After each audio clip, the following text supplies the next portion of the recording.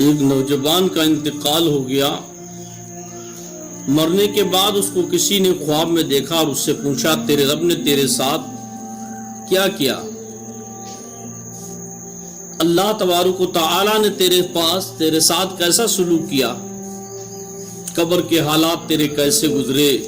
کیسی قبر کی وہ پہلی رات تجھ پر گزری؟ کیسی تو نے مشقتوں کیسی مصیبتوں کا سامنا تجھے کرنا پڑا؟ کوئی زیادہ پریشانی تو لاحق نہیں ہوئی؟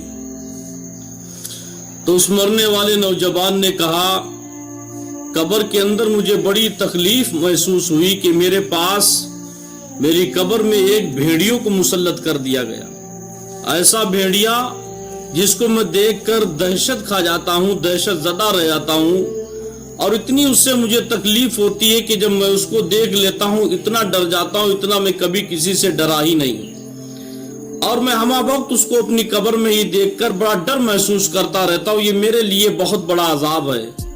تو اس سے پوچھا کہ تیرے لیے اتنا بڑا عذاب کون سا ایسا تو گناہ کرتا تھا جس کی بنیاد پر اللہ نے تیرے ساتھ یہ بھیڑیوں کو مسلط کیا؟ کیا تو نے عذاب کے فرشتوں سے معلوم نہیں کیا؟ کیا تو نے پروردگار کی بارگاہ میں عریضہ پیش نہیں کیا؟ پروردگار میں نے کون سا ایسا گناہ کیا جس کی بنیاد پر اللہ تبارک و تعالی نے میری قبر میں اس بھیڑیوں کو مسلط کیا؟ تو وہ نوجوان کہتا میں نے اپنے رب سے معلوم کیا، میں نے فرشتوں سے بھی پوچھا کہ اللہ نے کون سے گناہ کی بنیاد پر میری قبر میں اس بھیڑیوں کو رکھا ہے، مسلط کیا مجھ پر تاکہ یہ مجھ کو پریشان کرتا رہے۔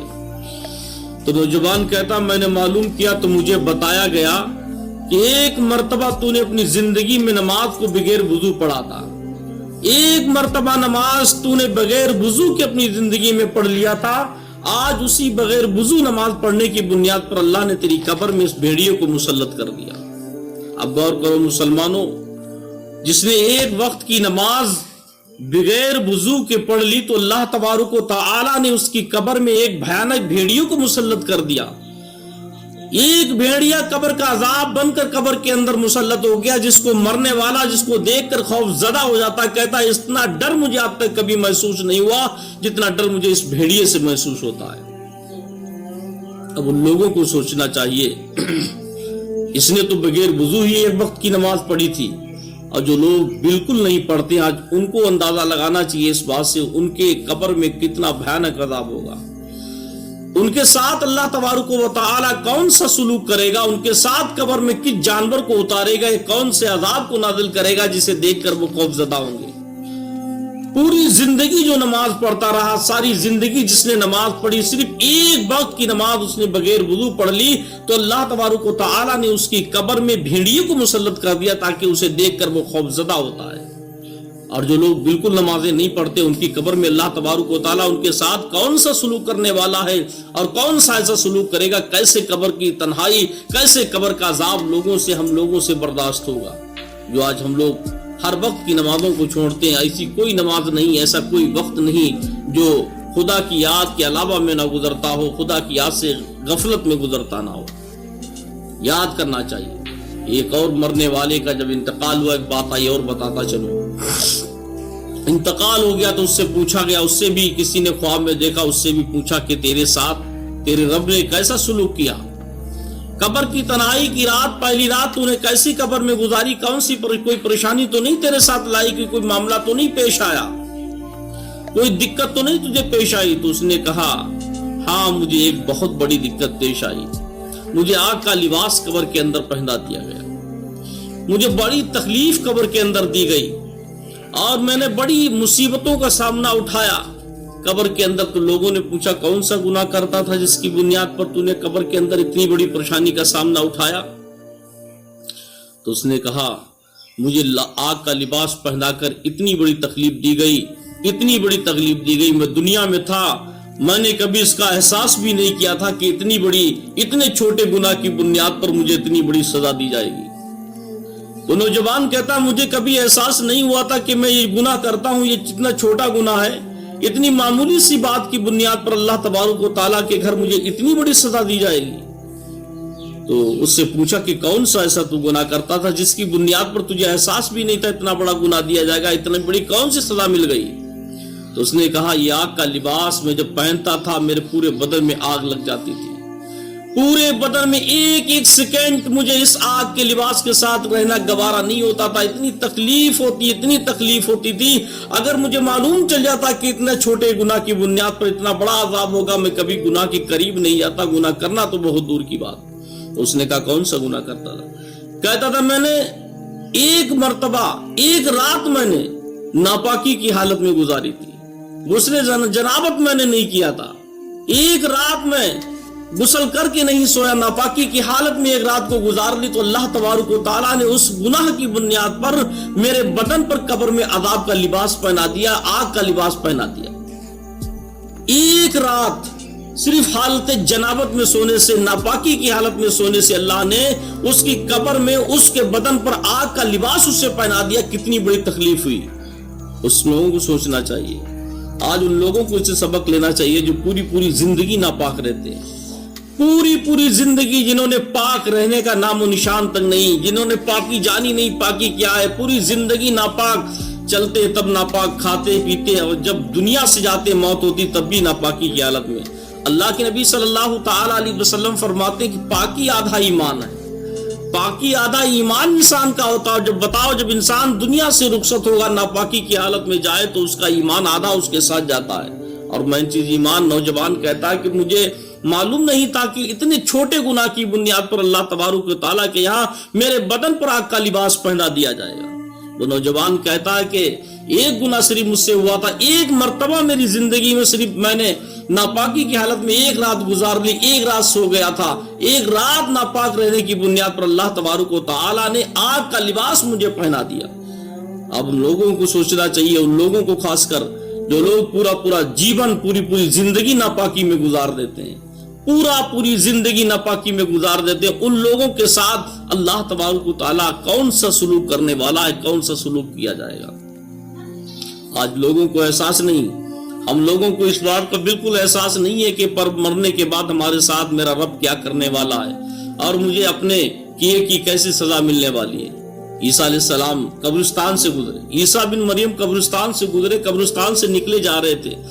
ایک قبر کے پاس سے گزر ہوا تو ایک آدمی کو آواز دی, ایک مرنے والے قبر والے آدمی کو آواز دی تو اللہ نے اسے زندہ فرما دیا. عیسیٰ علیہ السلام نے فرمایا تو کون ہے؟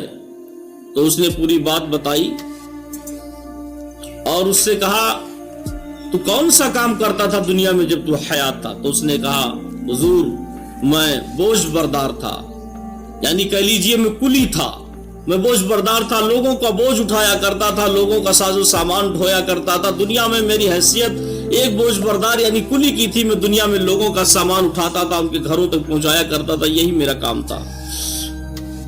تو عیسیٰ علیہ السلام نے کہا تو یہ کلی برداری یعنی تو بوجھ برداری لوگوں کا سامان اٹھایا کرتا تھا اور تجھے کوئی قبر میں کوئی تکلیف تو نہیں ہوتی ہے, تو جو مرا تیری قبر میں کوئی تجھے دقت تو نہیں محسوس ہوئی؟ کون سی ایسا کوئی گناہ تو نہیں تو نے کیا تھا جس کی بنیاد پر تجھے قبر میں اس کی تکلیف محسوس کی جاتی ہو یا تجھ سے کوئی بات کے بارے میں مطالبہ کیا جاتا ہو؟ عیسیٰ علیہ السلام نے پوچھا تو وہ نوجوان کہتا ہے کہ حضور میں سامان ڈھونے والا ایک کلی تھا, لیکن ایک مرتبہ میں شخص نے مجھ سے کہا کہ لکڑی کا گٹھر ہمارے گھر تک پہنچا دیجئے. میں اس کی لکڑیوں کو لے جا کر اس کے گھر تک پہنچا رہا تھا. راستے میں چلتا چلتا میں نے اس کی لکڑی کے گٹھر سے ایک چھوٹی سی لکڑی کی ٹہنی توڑ لی اور توڑنے کے بعد میں نے اسی ٹہنی سے دانتوں کا خلال کر لیا, یعنی دانتوں کو مانج لیا جیسے آج ہم لوگ مسواک کرتے ہیں. اس لکڑی سے میں نے دانتوں کو صاف کر لیا. سے ہم تمام لوگوں کو سبق حاصل کرنا چاہیے. ایک بوجھ بردار, بوجھ اٹھانے والا یا ایک کلی کہہ لیجئے, سامان لے کر جا رہا, لکڑی کا گٹر سر پر لادے جا رہا تھا, راستے میں اس نے اس لکڑی کے ٹکڑے سے اپنے دانتوں کو صاف کر لیا, خلال کر لیا, تو قبر میں اس کا بھی اس سے مطالبہ کر لیا گیا, اس سے بھی اس کا حساب مانگ لیا گیا. اب وہ لوگ اس بات کو سوچے جو غریبوں کا مال کھائے ہوئے بیٹھے ہیں. ان لوگوں کو احساس کرنا چاہیے جس نے غریبوں کی پراپرٹی کو ہڑپ کر لیا. ان لوگوں کو اس بات کو خاص کر دھیان کرنا چاہیے دوسرے کے مال حرام کو کھانے کے لیے تیار رہتے ہیں. یتیموں کا مال کھاتے شرم نہیں آئی, بیواؤں کا مال کھاتے شرم نہیں آئی, غریبوں کا مال کھاتے شرم نہیں آئی. سارے مکان, ساری زمینیں جو لوگ دوسروں کو کھا گئے ان لوگوں کو اس بات سے سبق لینا چاہیے اللہ تبارک و تعالیٰ کے یہاں جب ایک لکڑی کا بھی حساب قبر میں مانگا جا سکتا، اس کا بھی مطالبہ کیا جا سکتا، تو تم نے اتنے غریبوں کا مال کھایا تو اس کا حساب جب تم سے مطالبہ کیا جائے گا اس وقت تمہارے پاس کیا ان سے جواب ہوگا؟ اس وقت تمہارے پاس کوئی جواب نہیں ہوگا۔ اس وقت تمہیں اللہ تبارک و تعالیٰ کے عذاب سے ڈرنا چاہیے، کہ خدا کے خوف رکھنا چاہیے کہ اللہ نے مجھ سے اگر پوچھ لیا کہ تو نے غریب کا مال کھایا ہے، اب اس کا حق ادا کر کہاں سے ادا کرے گا؟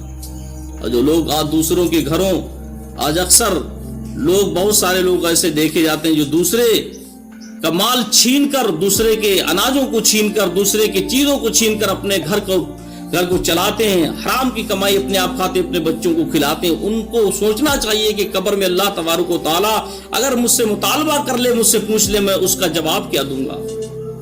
ہر انسان کو اس بات کو سوچنا چاہیے۔ اللہ تبارک و تعالیٰ کی پکڑ بڑی سخت پکڑ ہے، وہ جبار و قہار ہے، اس کی پکڑ سے نہ کوئی بچا ہے، نہ کوئی بچ سکتا ہے۔ آج ہم لوگ دنیاوی اعتبار سے ہر چیز کو حاصل کرنا چاہتے ہیں، مگر اللہ تبارک و تعالیٰ کے ایک ذرے ذرے کا حساب لے لیا جائے گا۔ ایک شخص اتنا متقی پرہیزگار تھا، پوری زندگی اس نے اللہ تبارک و تعالیٰ کی عبادت کی۔ تاریخ کتابوں میں نے پڑھا ہے کہ 40 سال اس نے کبھی کسی کے نل سے پانی تک نہیں پیا۔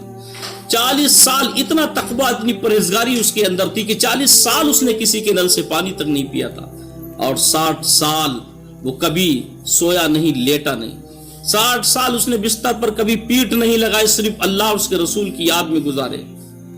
ہر وقت نیکی ہی کیا کرتا تھا۔ 60 سال نہ کبھی وہ سویا ہے، نہ کھانا اس نے پیٹ بھر کے کھایا، صرف اللہ اور اس کے رسول کی یاد میں وقت کو گزارا۔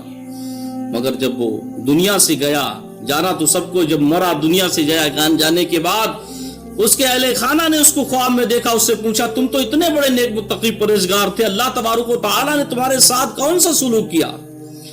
تمہاری تقویٰ، تمہاری پرہیزگاری کا صلہ اللہ نے کس بات سے دیا؟ تمہاری نیکیوں کا صلہ اللہ نے کس چیز سے دیا ہے؟ تو اس نے کہا ہر منزل پہ میں کامیاب تھا۔ اللہ کے نبی صلی اللہ تعالیٰ علیہ وسلم فرماتے ہیں سب سے ہارڈ، سب سے سخت منزل کوئی ہے تو قبر کی، اگر جس نے قبر کی منزل کو پار کر لیا، اللہ تبارک و تعالیٰ اس کی ساری منزلوں کو آسان کر دیتا ہے۔ میں تو ہر جگہ کامیاب ہو گیا۔ اس شخص نے کہا میں قبر میں بھی کامیاب، میں اللہ تبارک و تعالیٰ کے تمام حساب و کتاب میں کامیاب ہو گیا، مگر ہاں ایک بات سے اٹک گیا ہوں، جنت میں جانے کو نہیں ملا، صرف ایک بات کی بنیاد پر، ایک کمی کی بنیاد، ایک خامی کی بنیاد پر میں جنت میں جا رہا تھا، مجھے جنت کے دروازے سے واپس کر دیا گیا، روک لیا گیا، جنت میں جانے نہیں دیا گیا۔ تو اس نے کہا ایسا کون سا گناہ کرتے تھے جس کی بنیاد پر تمہیں جنت میں داخل ہونے کو نہیں ملا؟ باقی تمہارے سارے معاملات اچھے ہوئے، تمہارا قبر کا حساب بڑھیا رہا، سارا حساب و کتاب بڑھیا رہا، جب جنت میں جانے کی باری آئی تو اللہ نے تمہیں جنت میں داخل کیوں نہیں کہ کون سا ایسا گناہ تھا؟ تو شخص کہتا ہے کہ گناہ اتنا بڑا نہیں تھا جتنی بڑی سزا ہے۔ بولے کون سے گناہ؟ بولے ایک مرتبہ میں نے ایک پڑوسی کی ایک سوئی کو مانگ لیا تھا، ادھار میں سوئی لے لی تھی، میں نے اس کی سوئی واپس نہیں کی۔ ایک سوئی واپس نہ کرنے کی بنیاد پر مجھے اللہ نے جنت میں جانے سے روک لیا۔ اب غور کرو انسانوں، مسلمانوں، ایک سوئی کی کوئی حیثیت، کوئی قیمت نہیں ہوتی ہے، اور جو لوگوں کی کروڑوں کے مال کھائے پڑے ہیں، جو لوگوں کی ایکڑوں سی پراپرٹی کو ہڑپے پڑے ہیں، جو لوگوں کا مال کھانے پر آج بھی تلے ہیں، ان لوگوں سے اللہ تبارک و تعالیٰ جب حساب کا مطالبہ کرے گا، وہ لوگ کون سی شکل رب کی بارگاہ میں پیش کریں گے، کیسے اس کا ثواب، اس کا حساب و کتاب دیں گے؟ لوگوں نے سارے کے سارے مال غریبوں کے کھا لیے، نہ جانے پورے زمینیں ہڑپ کر گئے، نہ جانے کتنی بینکیں ختم کر دی، کتنا پیسہ کھا گئے، آج کسی نے ڈکار تک نہیں لی۔ اللہ تبارک و تعالیٰ کی قبر کے اندر جب ان سے مطالبہ کیا جائے گا تو وہ اپنے حساب و کتاب کس انداز میں پیش کریں گے، ان کو کتنی بڑی سزا دی جائے گی۔ اللہ